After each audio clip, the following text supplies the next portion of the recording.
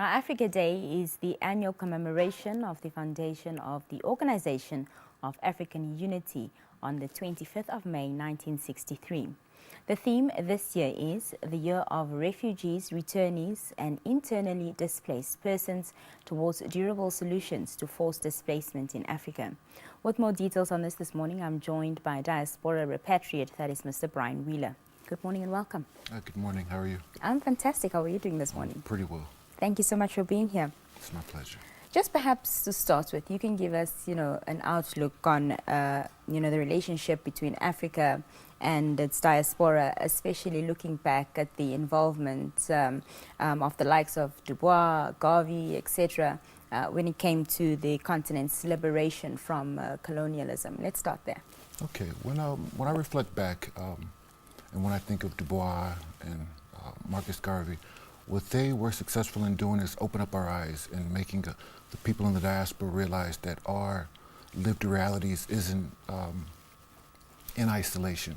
We deal with the same challenges, the same struggles as those on the continent. And they gave us the strength to realize that by working together, we can achieve a common goal, be it equal rights in the West and liberation here in Africa.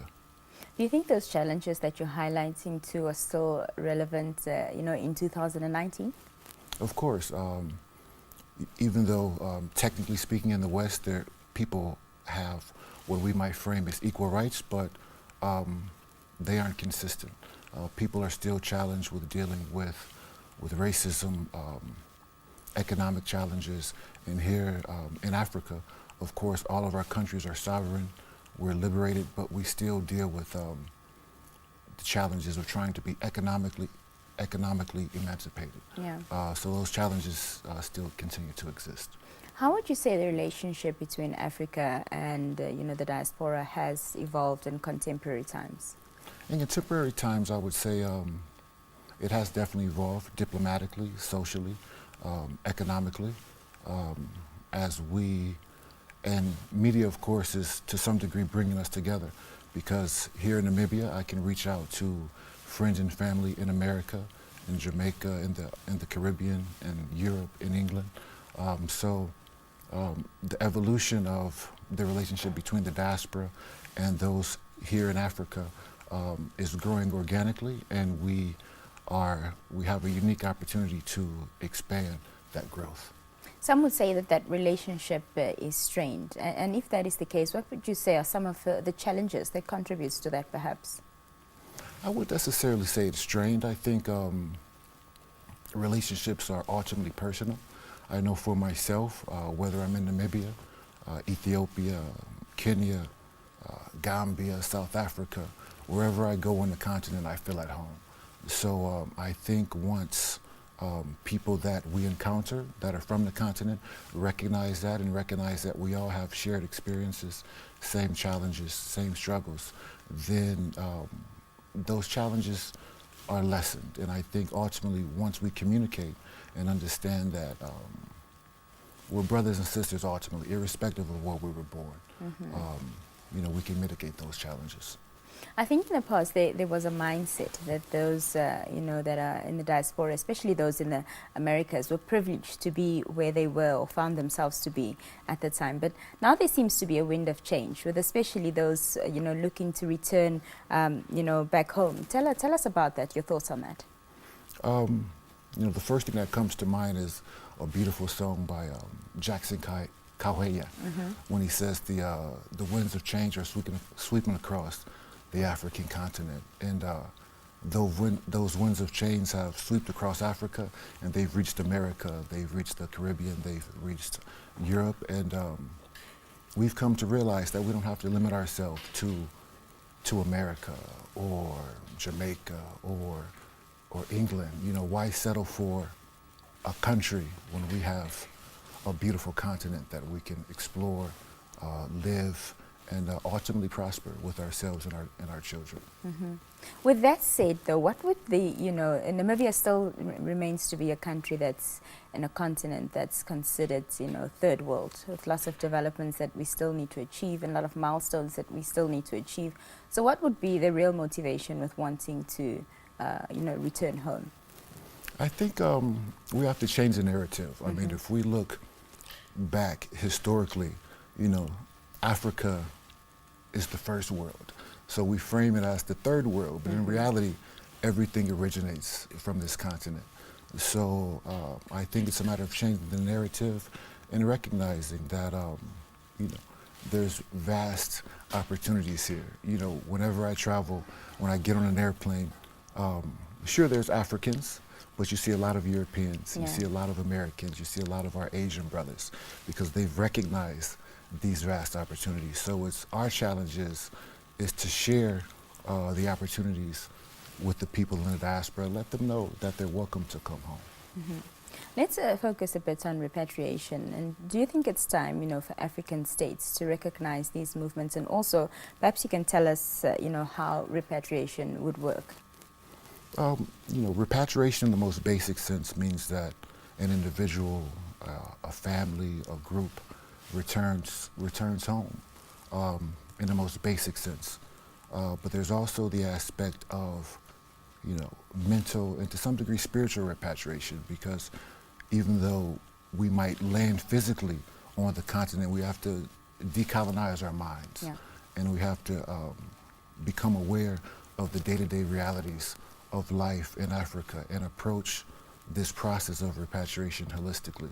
Sure, we can, jump on a plane and get here, but what are we going to do once we arrive? And that's where I think our governments, our government leaders, our elders on the continent can come into play. This year is actually 2019 is the year of return, which is being widely promoted in Ghana, where the president of Ghana has invited the diaspora home to live, for business opportunities, and just as a tourist. So I think simply welcoming the diaspora home is a big step in us coming home and utilizing our skills to help develop the continent and at the same time develop ourselves. Speaking of decolonizing our minds, I just want to quickly go off topic and back to our intro discussion when we spoke about Marcus Garvey and Du Bois. Just briefly tell us about the works that these gentlemen did in their time. Oh, well, Marcus Garvey, as many of us know, founded the United Negro Improvement Association. Marcus Garvey's from Jamaica. Interestingly enough, his son was here a few years ago. And the formation of the United Negro Improvement Association, the whole idea was to unite Africans in the diaspora and on the continent, and ultimately his goal was for us to return home, those that were willing to return home. And W. Du Bois was an African American who eventually moved to Ghana, I believe in 1961, and passed away in 1963 in Ghana. He fought against racism and things of that nature in the States, but ultimately I think he decided that you can fight that battle there, and that's good. We need people to fight abroad, but ultimately some of us want to bring ourselves home. So. What challenges do you think repatriates face, with returning back to Africa after so many years? I think the primary challenge is gaining some sense of residency. Ultimately, our ancestors didn't need a visa to leave the continent.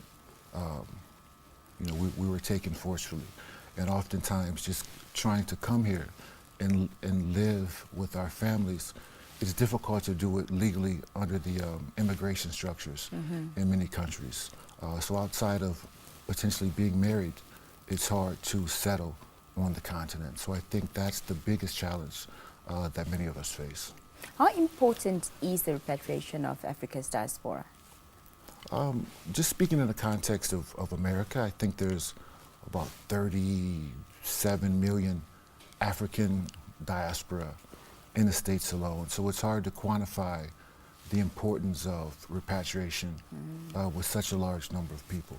But I think for those of us that have a deep appreciation and a deep connection to the continent, repatriation is paramount in our personal, spiritual, and personal and spiritual growth. So it's important, but the day-to-day reality sometimes makes it difficult. For me, You know, I dreamed about repatriating since I was in my early 20s, but I didn't make it to the continent until I was 38, about 10 years ago. All right.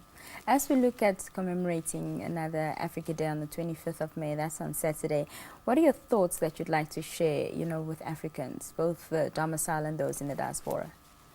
This might sound cliche, but I think ultimately we need to learn to love each other more, learn to respect each other more, and understand that all of our destinies are intertwined.